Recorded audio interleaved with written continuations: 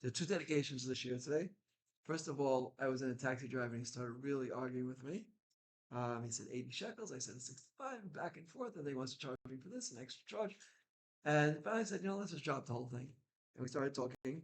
And he was happy talking to me. And he said, I'm going to dedicate this year in memory, and not memory, for the refuah shlema of my grandson, who was Maor ben Rivka. So it should be refuah shlema for him.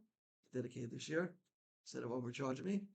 And the second dedication is for Fega Bas Menashe, who's also Fega Bas Reza, um, the mother of Mrs. grandmother of Eichmann. And they should all be well and have an Aliyah Neshama and Shemayim. There's a finish in today's shir. There's somebody I learn with on the phone every Friday afternoon, and we were talking. He says, "Why don't you write a book about Mishle with the Gra?" I said, it would take me so long, to write a book about Mishnah Torah, and it's so deep, every single pasuk. And then I was thinking, be a good way to prepare for the shir, just to write it up. So I did. I wrote it up. So here it is. I'll give it out now so you don't forget. You can look at it in case you get lost. So it's one pasuk down. Chazal tells kol hascholas kushios. It's hard to get started. Once you get, it's like if you're writing something, you just have an empty piece of paper. You have to just write one line. So it started. Once you get started, it's much easier.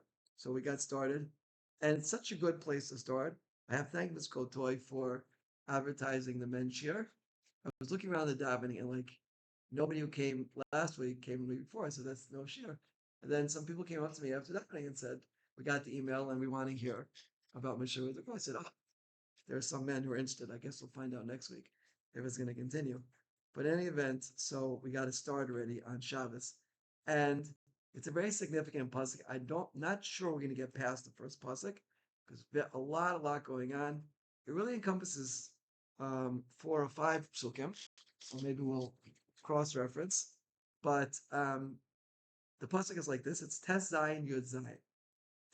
It's pretty much smack in the middle of the sefer, so it's a good place to start writing a sefer on Mishle right in the middle. Maybe I'll try to make up the first half. Tes Zayin Yud Zayin. The pasuk says Mesi, and it's like when I learned this Gra, it's just every single word is so powerful.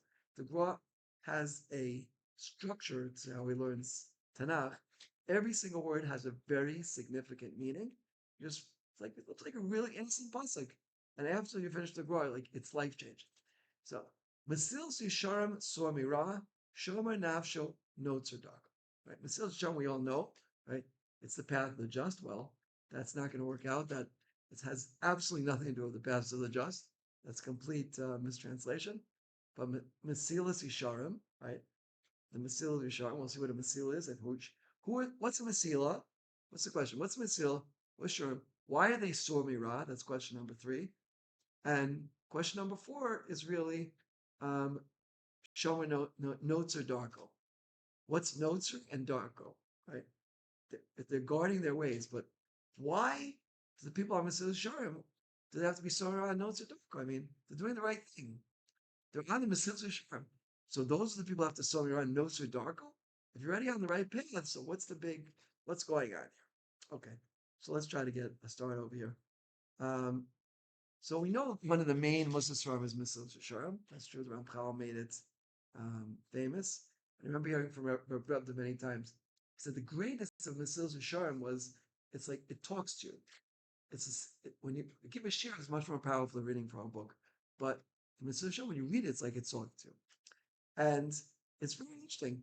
Throughout the whole Sefer, it's built actually on a small piece of Gemara, which says that you go from Zerus to Zrizis, from carefulness to alacrity, and then to purity, all different levels until you come to Ruach HaKodesh. Yeah? But he doesn't say what Mesilas Yisharim is. You don't have a book. I mean, I'll tell you what Mesilas Yisharim is, but you're on it. From the beginning to the end, you're on it. What's Mesilas Yisharim? So the question is a very, very interesting thing over here. Should read it inside. We have the papers, but you can keep the papers for afterwards or during if you get bored. Mesilas Yisharim, sorry, Nashim. Ki mesila nikra haderech shemefanen mi eved. Kamosh kasav sulu paniderech. The word aslu means to like, there's a word for it in English. Taking rocks off the road. What is that called? Destoning? I don't know. But you're clearing the road. You're clearing the road. Was I reading California that people see garbage and they take it off the road and they put it in the recycle bin, because they're green, they want to be green. But you want the path to be clear. So the definition of a masila is a path which has been cleared. It reminds me of my calls on Bar Ilan. It's been such an interesting year on Bar Ilan. One day there's like big piles of coal there, and one day like the traffic light not working, and then there's detours, and one day you can't cross the street. Like, there's all different things going on in the street, and finally come one day and it's just like a smooth paved road. So that's like that's you cleared away all the things, and life is a path. On a path of life, you have to clear away the obstacles, right? So that's good so far. It's a finish. A masila is a path which hasn't been cleared. We wouldn't know that by learning Mesilas Yesharim, but now we know. But the really interesting thing here is one of the most interesting things in this pasuk is the word Yisharim. Yisharim. Um, so who are Yisharim? We've seen this before, and maybe we're going to cross-reference here. There's three other cross-references. Yisharim are the Bali Seitel, Kamosh Ksavti Lamala. Right? We said this before. We said in Perkut Aleph. Maybe we'll see it again. It's very, very important. There's two major personality types in Klal Yisrael. Right? There's one we're called Tom. Right? Tom, Dick, and Harry. Well, the Tom is tough mem. Tom is, I can't make any major decisions in my life. I don't have the wisdom. I know one person I was involved with, he said, I never decide anything in my life. I have a Rav. I ask him every single question, and that's it. I don't make any of my own decisions because I'm not as great as my Rav. And there's a mindset like that, right? You never try to figure things out by thinking because you're afraid I'm going to make the wrong decision. That's called the tam. We have it in the Pesach Seder, right? There's the Chacham, the Rosh, the Chacham, the tam, near the Ishal. Well, he's not Enu de Ishal. Enu de Ishal, like it on on those miracles and things, like doesn't know anything. But the tam is he's a simpleton. But it's not so simple to be a simpleton because it takes a certain wisdom to know that you don't know. Right? It's not so easy to know that you don't know, but that's the time. So the Yasher, though, is a different personality type. The Yasher is the person who's constantly trying to figure out what's the right thing to do. The right thing to do. And uh, the time has a danger is that, sometimes somebody can't figure it out, Um, if someone would go to a Rav and say, should I marry this person? Well, like, I don't know. Do you like them? I want to hate them, you know? And they say, yeah, you marry them and like you hate them. So it doesn't work. Some things you have to decide for yourself, right? Um, but on the other hand, if you're a Yasher, there's a danger. Because when you're thinking for yourself, you could be deceived and biased and you can make a decision. But the charm of that Bali Seitel, Kamoshik Sapti Lamala. Okay. Uh, okay. I think we should see that. There's a few flipping in because that's so important, right? I once asked Rav Shlomo Brabda this question: what's better, to be a Tam or to be a Yasher? What would you say? Any suggestions? Which one is better? Think about it. Hint. Okay. Uh, what? A Yasher. It's an issue. It's not easy, right? Ask your Rav. No. The Tam is better? Oh, ask the Rav, right? Right. So the answer from our brother was surprising. Brother was really, it's interesting. I had certain Rebbe, well, one Rebbe, he would always do things by the book, right? I could say it was Revolba. I used to walk once a week with Revolba, and one time I wasn't wearing a coat, and it was a winter, but it was it wasn't a hot, cold day. He says, why aren't you wearing a coat? I said, because it's not cold. He said, but it's the winter. I said, but I'm not cold. He said, in the winter we wear coats. Okay. And then a few months later, I came back. That particular winter, okay, I had meningitis and pneumonia. Okay, so he was right. But it wasn't you don't get meningitis, I don't think, from not wearing a coat. Maybe. But so I came back and said, Rebbe, I feel I'm overdoing myself. I'm overstretching myself. I don't understand. How can you overstretch yourself?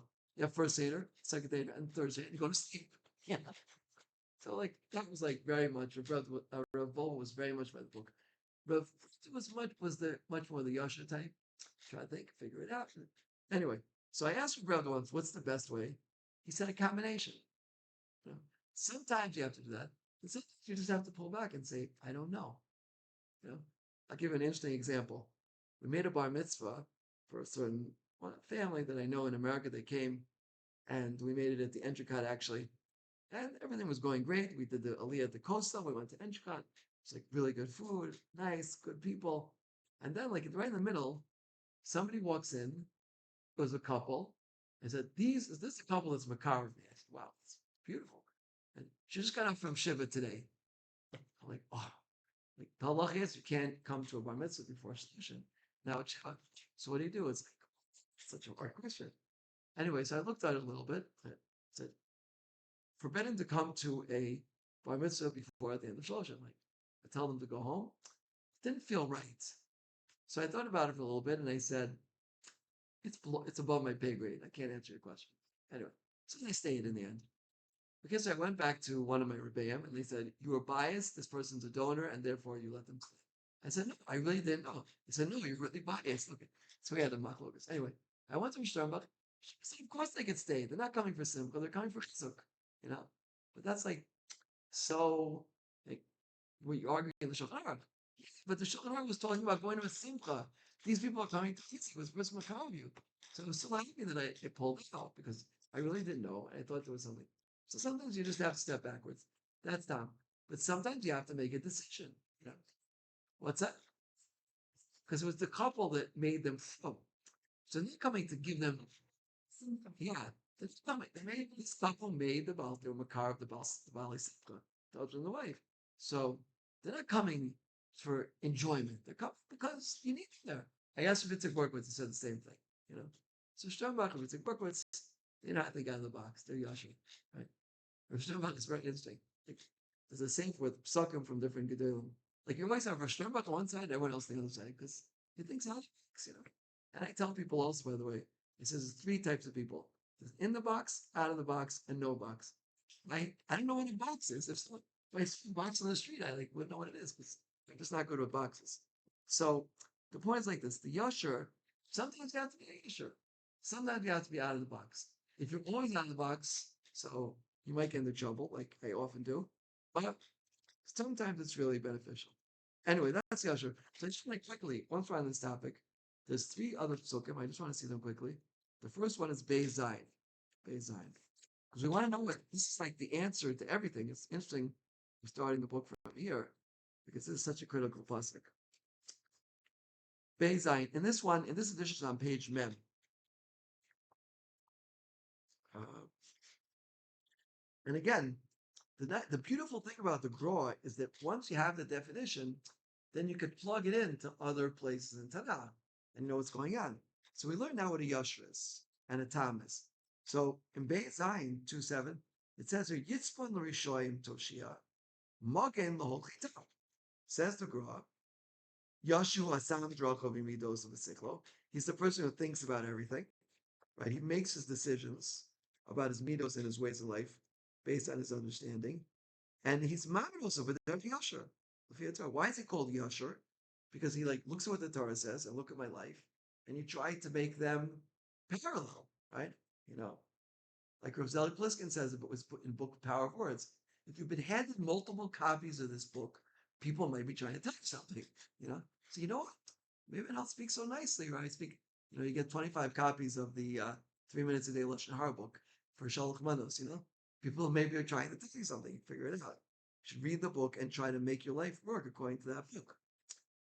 ולזה הישר אי אפשר להיכשל, כי תמיד הוא משגיח ומתכונן על דרכיו. Right. So, on one hand, he's less likely to make a mistake because he's always thinking about things.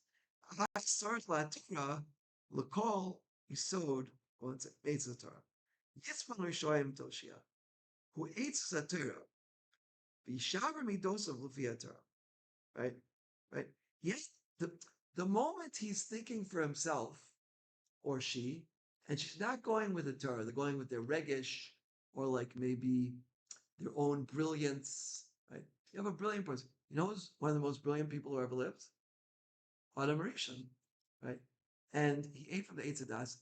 If you like learn the Sifra of the Leshem, Rabbi Yosha's grandfather, it was the right thing to do actually.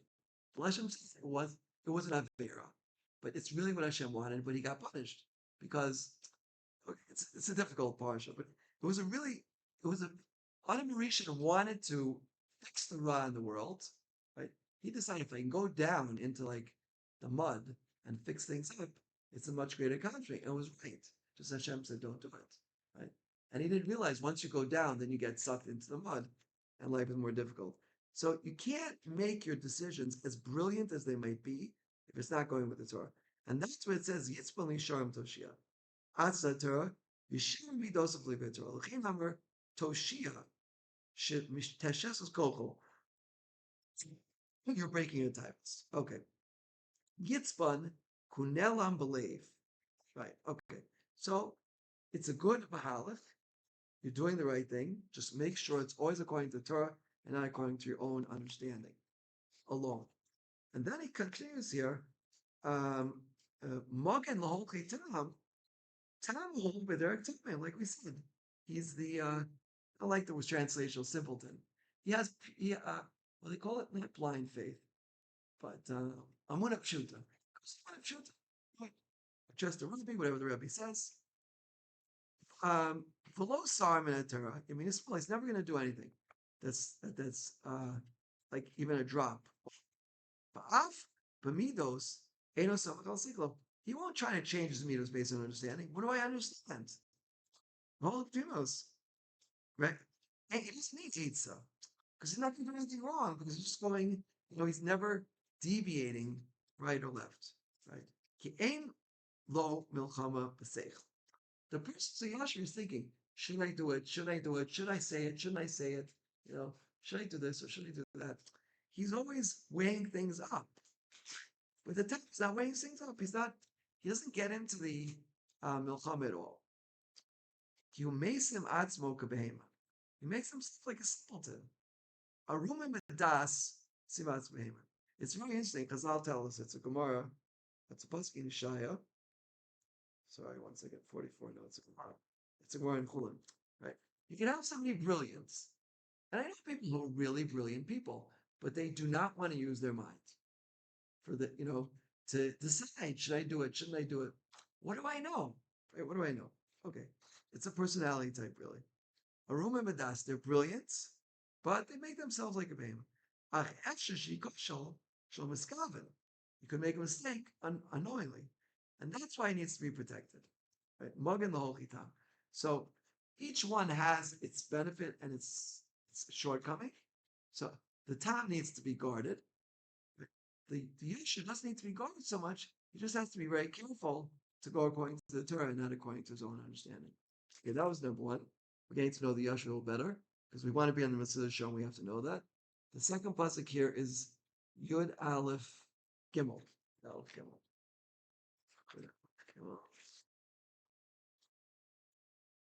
Let's see.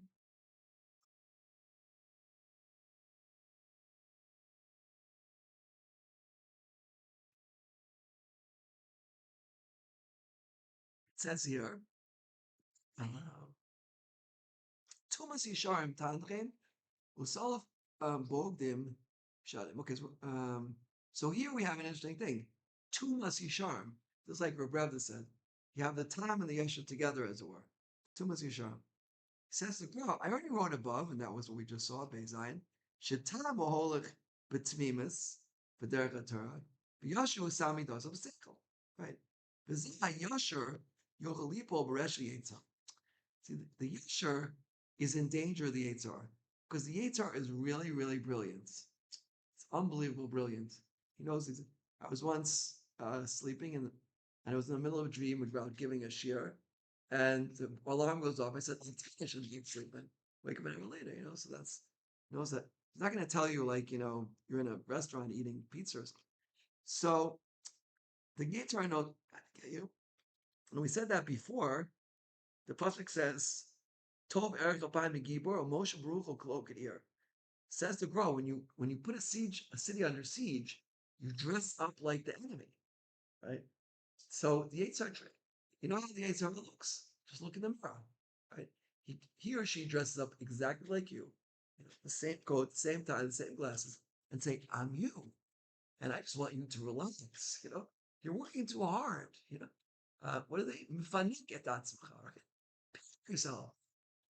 Too hard. Take a break. Take a few months off. You know, see the world, whatever it might be. The grass is the HR will never say that. They'll say just the opposite. Say you have to take on another project. The HR knows if you take on a fourth project, you're doing three major chesed projects. It's great. You take on a fourth one, they'll all fall apart. So the HR comes and says, "What? You don't care about people? You know, these soldiers in Gaza, they need 275 meals, and only you could prepare it. You know, yeah, 3 hours you can do that. You know, so call up your neighbors, right? So you have to know, like, be careful with mitzvahs. And that's the Resh Yetzirah. So the Yashar has to be very careful. The Yashar is constantly thinking about it, but the Yetzirah can outsmart them. And because the Yetzirah is always one IQ point great smarter than you, right? Because you need siyata d'shmaya. If you need siyata d'shmaya, like it's finished. If you have siyata d'shmaya, so that's what he's saying. Kisepla anoshi, your mind can make a mistake. Great people have erred before. But Tzarcha Yasher Gam came Litzmimus, V'davar Shu Neged HaTorah, Shol Yismoch Al Sichlo. This is, I believe, what Reb Rebbe meant, this pasuk, right? When the Yitzhar comes and tells you to do something, right? Um, Lashon Hara, in this case, it's the right thing. Just say something about the person, and when it gets difficult, like it's in shidduchim, someone calls you up about a boy or a girl, and you know they have some major faults. But if you say it, right, maybe these people are not careful. And one of the editor of the 3 Minutes a Day, Rev Israel Weinman, I made the shidduch between him and the author. So he told me in most cases, you're not allowed to give over negative information about shidduchim because you don't know if the people you're telling are careful in their speech. And if they're not, you're not allowed to tell them. One of the seven conditions of star books, right, of Lashon Hara is see, think, accurate, approve, beneficial, utilize ways, and to cause no more damage. And keep seven and keep silent, right? So the C is cause no more damage. If you tell people who are, have a big mouth and it's going to get around, then you're causing them damage. You're not allowed to do that, right? So you're only really allowed to give over information, which is like really negative, right? If you know the person is careful and helps Shalashim. So Yitzhak will tell you, you have to save this poor girl. You have to find other ways to do it. My wife always says, it's not my team. But and she's talking to him about it. Okay, I understand. But Sri was saying, Mama, right? It's really not the Amalani. Yeah. Okay, so my wife then hangs up the phone. But so Saying some medical problem or something that you wouldn't want to right. should so then I'll be able to say it. You're 100% right. Dating But you're not allowed to. You understand what's going on? It's a big problem. I got thrown out of what is it called, the right hotel? What's that? Maor? sit down. Yeah, it's at the right hotel, right? They asked me once to came to speak about Lashon. I said, listen, this is the whole up. So they threw me out. They said, we don't like birds. No, because it comes out that you're stuck. So what do? You say it's not my team. You can't tell them. Let's say, let's say the person has OCD, right? It's OCD and it's not so nicker. Or they have some sort of other disorder. Now, a lot of times you'll get upset that you have 3 days. You can tell them, and then after 3 days, you have to tell them. You have to, if you tell them right away, okay, but it's you, so you have to tell them. But they're not careful about the lashon hara, and they're going to tell everybody, right? So you're not allowed to tell them. So it's a real bind. It's a big problem. You're right. So you have to tell them. I'm telling you, this is not my team. This shut up. And if they don't accept it, then it's a problem because according to Elvis lashon hara, you can ask. I spoke to Reb Wyman, the editor of the book, 3 Minutes a Day. He said, it's a big problem, right? You know, really, you can only tell major things to people you know well, and you know that they're careful. Because you can't ruin the person. It's true, but you can't ruin the person's reputation, right? So it's areas like this where the Yitzhar really is really tricky.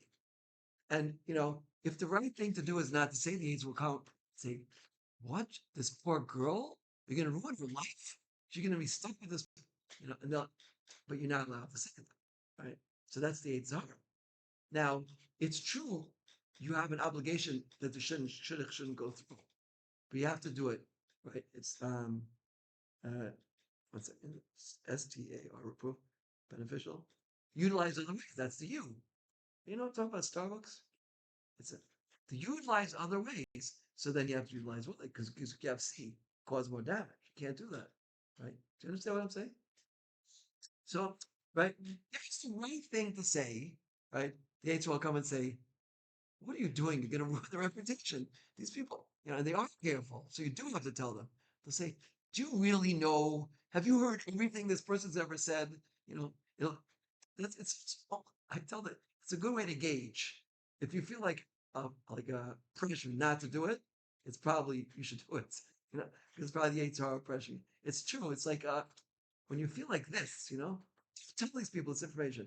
If you feel that, then you should really think it through. It's probably the HR, right? Because it probably is the right thing to do. But if you feel like, tell them, and you think about it, if they're not careful, you're not to tell them because you could hurt their reputation. It's just an example of how to be a yasher is not so simple. Right? You have to know what to do. Right? The truth is, there you're like stuck because you can't be a Tom. What am I gonna do? It's not for me. Call somebody else. Yeah. There was negative information and she couldn't say it or she wouldn't say it. She would say, just keep doing your research. Call other people. Now, it kind of implies though that it's negative. It kind of implies negative. I have a problem is I believe they should tell the truth because I know my own experiences. I don't like when people. So I first tell me, look, I tell the truth. I had a Talmud once. He asked me, can I put you on my shidduch resume? I can, but I'm going to tell them you're a jerk. I'm telling you the biggest jerk I ever met in my life. Because this guy used to come and smoke cigarettes in my face. I took him in the kollel because wife asked me to try to save their marriage. Anyway, I said, I'm gonna tell you the truth. So 3 months later, I get a call from a young lady. And I said, yeah, he's one of the biggest jerks I ever met. I said, it's kind of looking for me. You never know. But you know, what's the meanest Mino? They didn't get married, Baruch Hashem. But that's the point. The point is it's not easy to be a yasher. You have to be thinking, and it's good to have somebody who to refer either to someone who knows the halachas, or a lot of times you just talk it over with a friend. You see when you it seems so clear to you. When you talk it out with someone else, like, how could I have thought that? That was crazy. You know. So that's Eitzah. Really, that's what we're gonna get to here, Eitzah. And that's what he's saying here. Um, B'tmimus klamki. It's not tanrim. That's the right synthesis. Okay, so we'll leave it. The next part. There's one more pasuk, and we'll get back to what we're here, which is in Chav Ches 28:10. 28:10. That's the last. So these are the four places in Mishle where it talks about the Yashar and the Tam. Very, very important distinction here. It's on this one, 28:10. It's on page Siach. Siach, Sinuches, about talking. Okay, it's a long piece here. It's Tav Ches Yud. It's long, so we're just going to read the pasuk and you see the first line here. Mishke Yesharim b'derech ra, b'shfuso yipol utzminas yenikol tov. So the mistake of the yasher brings him on the wrong way, right? He's going to fall the wrong way. But with tmimas, you'll inherit good. So we have the good side of the yasher. There's also the bad side of the yasher. Just start reading the gra here, right? Who atzmo yipol ba'oso bor. V'tamim she'o einan yipolen l'sagos. It's not going to make, right? Hem hoche tov.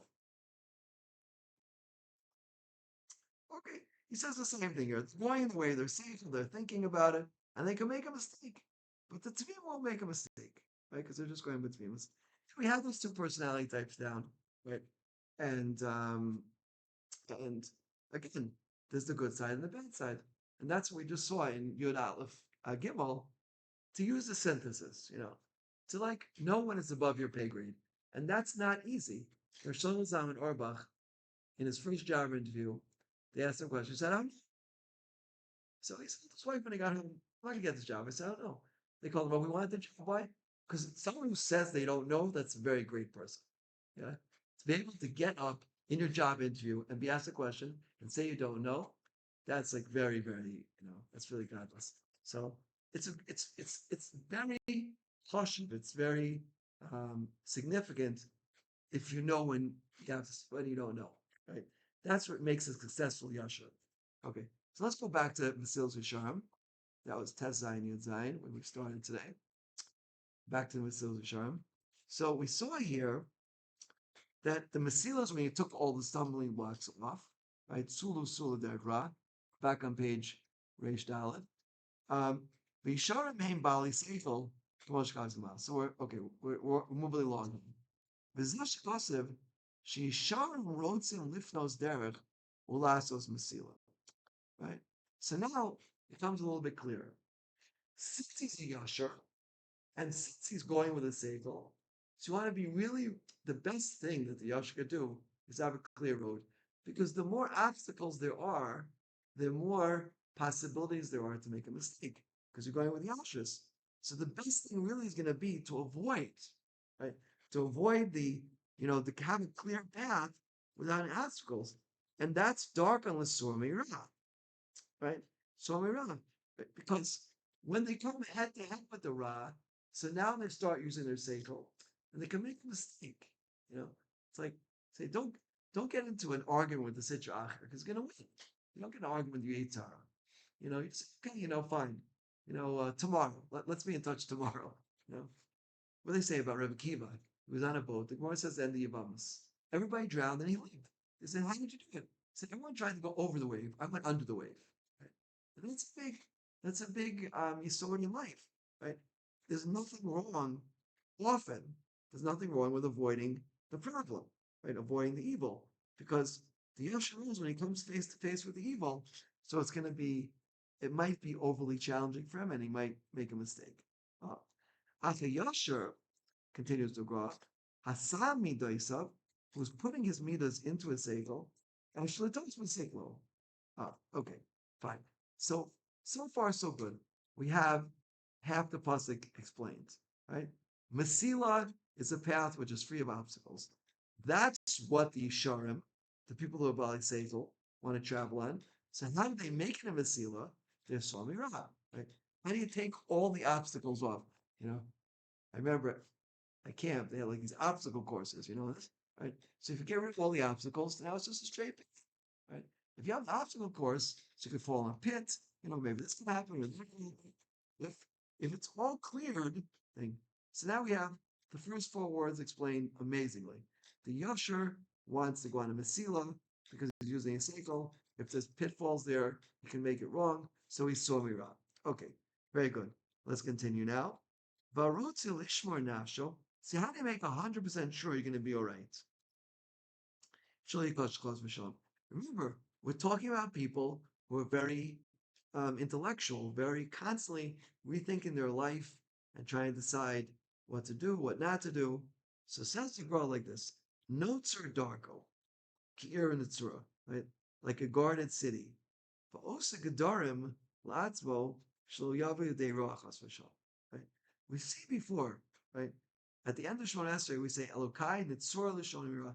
Nitzur is like my Talmud just got back from Gaza, and I said, said before, how do you sleep? So we have 16 people with guns in a circle, and then every 16 people in the middle, and then after a few hours, they wake up in this. So you can just picture this circle of 16 guns. That's how you have to be with the Eitzara, because they come from any side. That's Nitzira. Nitzira is in a very intense guarding, right? Like, what's going on in Gaza right now and before. That's Nitzira. So the Yisher has to be really, really careful. Notes are darker, right? Because just like the soldiers in the circle, right? Let's say they have a half circle. They come from behind. And even if there's one thing, maybe they come into that crack, right? So that's notes or darko. It has to be really, really um, well guarded. So how do you do that? How do you do that? So the Gra says the way you do that is by making gedarim on yourself. Each person, again, we're talking about the Yashu, right?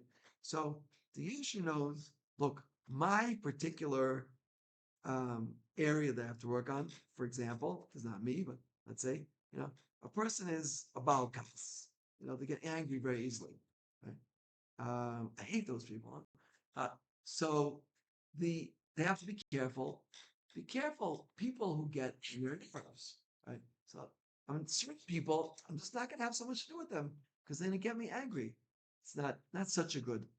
I think I said this example before. This like person, I always had trouble with Entenmann's chocolate chip cookies. Remember these? You can't eat just one. The box is gone. There's like 35 cookies there. You have to bench on that. So just don't eat these cookies. Just don't eat them. You know, that's cowardly. You can't just have one. No, I can't start eating them. Or a person knows if I start smoking, I'll get addicted. So you don't. It's not good to smoke anyway. But each person has to know according to their um, according to their spiritual makeup, according to what their weaknesses and their strengths are, there are things they have to avoid, right? And because they're using their seichel, their mind, and you could make mistakes, you want it to be as clear as possible. They won't make mistakes.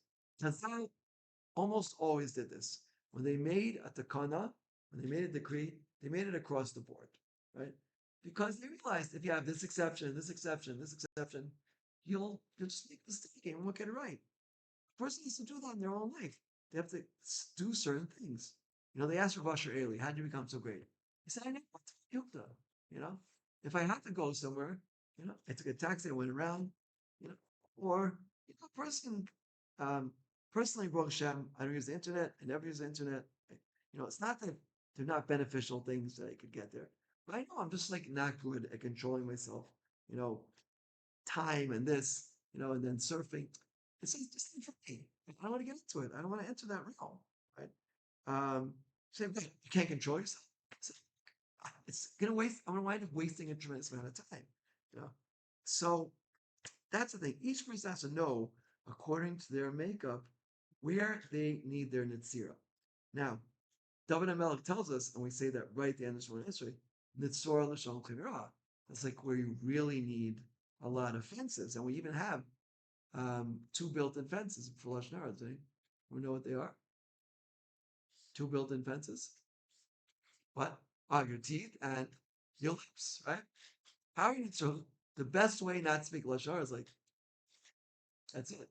It's like a times deeper. I remember once someone told me that his brother-in-law was the biggest Hevraman in, I think, in the Tibot Yeshiva, who was always on a times deeper.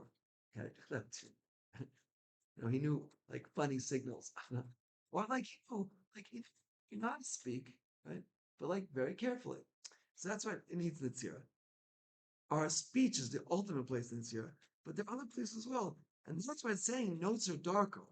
Right? It's really good to be a yasher and to think about your life and to think about what you're doing, but you have to be really, really careful, right? Because especially in the realm of speaking, it's so easy to make a mistake, right?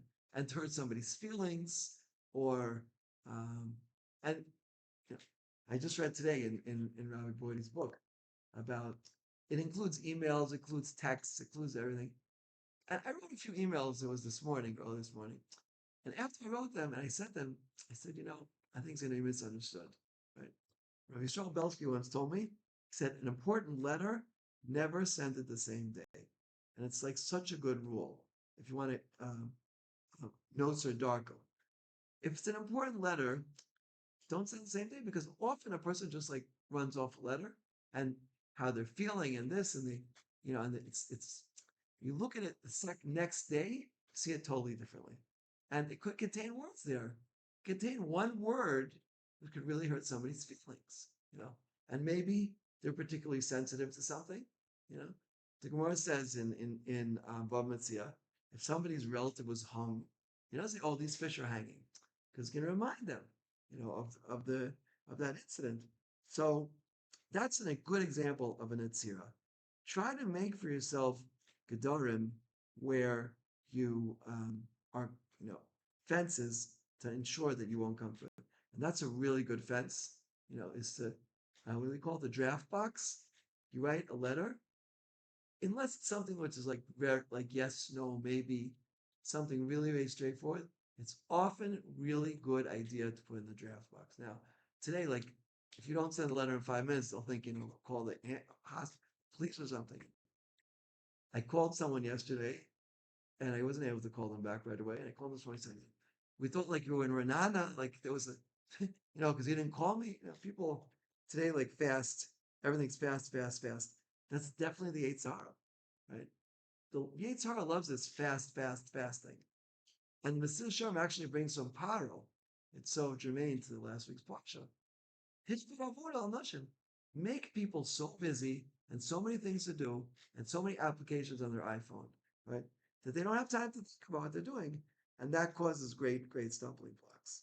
Yeah. So what we learned today, this pasuk is absolutely amazing. It could change your whole life and put you on, because look, ultimately, what Rav is saying, there are areas where it's really beneficial to be a yasher, because the Gra says we were put in this world to change that one midah, right? Everyone has that one midah, right? And the Bali will say it's really critical to find what it is, right? And everything really centers from that one midah, right? Like everything sprouts out from that one midah. And once you discover what that midah is, that the center of all your midas, then that has to be given special attention. And everything has to be weighed up against that midah. So the Yisher, he thinks about his life, he thinks about how he acted, how to act in this situation. You know, who was it? The Divrei Chaim. The Divrei Chaim was an incredibly generous person. Right? One time he couldn't fall asleep. He had a minute to give away all his money every day. Everything. One time he couldn't fall asleep. He walked around the house for an hour and he found one coin. He put it stuck and went to sleep. Right. So one day he woke up and said, maybe I'm not a generous person. Maybe I'm just a pazran. I said in English, pazran. Like I'm spendthrift. It's like spending money. I like giving away money. You know? So for 3 weeks, he like closed the doors, locked the doors. He shooed people away. He just went to the opposite. And that's once he started giving again. Right? Because he wanted to make sure that it was really coming from him and not just, an emotional thing. So this requires being a yashka. To be the one, the mesila of the sharim, there's a lot of things that we need to know. If you want to be a yasher, you're a yasher. I'm assuming basically anyone who's learning it, Mishle is a yasher, because the whole sefer is about being a yasher, basically. You know, because he's telling you which things you have to be intellectually aware of if you want to fight the battle of Yitzhara. So basically, here we're getting three, I want to say weapons, but three strategies. That's the best word to say to be a yasha, right? It's at least three. The first thing is being a masila, right? Your path has to be clear, because the more obstacles you have, the more likely you are to make a mistake. Mishle Sharm says about the Gemara says that this world is like the darkness, and Mishle Sharm writes, "Kama nifla myrazel mishachoshim," right? Because when it's night, says Mishle, you think a person is a pole and a pole is a person, you see things wrong. Right? That's the problem. Our eyes tend to trick us, see things wrong. So when you have a Masila with nothing on it's like a straight road, you're not going to make mistakes. How do you do that? Swami Raha. Run away from the challenges of evil. Right? Now, this is exactly the mistake that Adoration made. He said, I'm not going to run away. That's not manly. I'm going to face the raw myself. I'm going to go down there. I'm going onto the crazy college campus with all things are going on, to the fraternity party. It happened to me once, actually. I was in America on December 31st. And, I'm usually not there. I was in one of the wealthiest schools in the world, and they were making a New Year's party. So come to the New Year's party. Yeah, okay, right. So then I didn't wind up there, Baruch Hashem. They said, "Let's rabbi go to a New Year's party." It's like totally inappropriate. So uh what's that? Yeah, probably not. We don't have to talk about it right now. But the point is, it's not But he was one of our boys, so who else could have thought of such an idea that he did multi-billion trillion dollar business? But the point is, Somirat, don't go to a news party. So what do you mean? It's a great career opportunity. Go to the worst college campus in the world, and there are people who do it, and they're successful. Okay? But you have to know yourself. Who is it? Klatsko? What's his first name? Robbie Klatsko. Vincent Glasgow, right? He goes to like he just like gets them by the droves, yeah. But he's good, and that's his avoda. Other people go down there and they be finished in a day. It's not for everybody over there. So the yosher has to be sur mira. The things which he's susceptible to run away. Right? Run away. Okay, so that's how many? We've got two strategies already. Strategy number one is you need a Masila. Get rid of all the obstacles. Strategy number two is how do you get rid of all the obstacles? Swamira. Strategy number three is you have to guard your nefesh, right? Guard your nefesh. And how do you guard your nefesh? Notes or darko, right? Nitzira. Intense guarding, right? Intense guarding. Right? Now, intense doesn't have to be like this all day long, right? It can be chilled out. But it has to be a real Nitzira.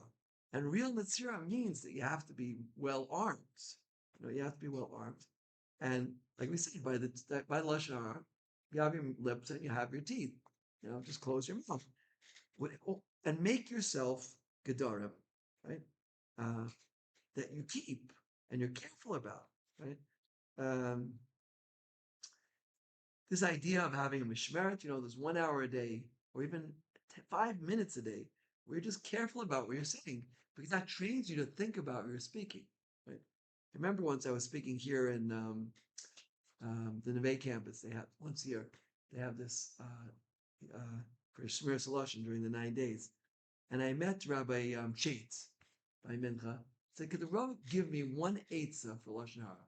He said, before you speak, wait 5 seconds. He said, no. Before you speak, wait 3 seconds. He said, no. Before you speak, wait 1 second. Just take 1 second and think about what you're about to say. Right?